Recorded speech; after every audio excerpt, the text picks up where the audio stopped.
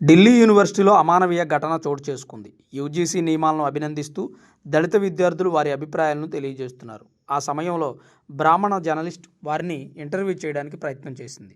నువ్వు బ్రాహ్మణ జర్నలిస్టువి, నీకెక్కడ చోటు లేదు అని తనపై దళిత విద్యార్థులు దాడి చేశారు. ఆశ్చర్యం ఏమిటంటే దాడి చేసిన వారిలో మహిళా విద్యార్థులు కూడా ఉన్నారు.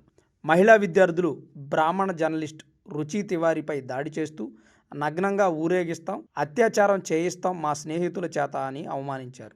దగ్గరే ఉన్న పోలీసులు కూడా ఆమెను రక్షించే ప్రయత్నం చేయలేదు. తర్వాత ఏబీవీపీ విద్యార్థులు అలానే మరికొంతమంది విద్యార్థులు ఆమెను రక్షించే ప్రయత్నం చేశారు. ఆ తర్వాత మహిళా పోలీసుల సహకారంతో ఆ జర్నలిస్టు బతికి ప్రాణాలతో బయటపడింది.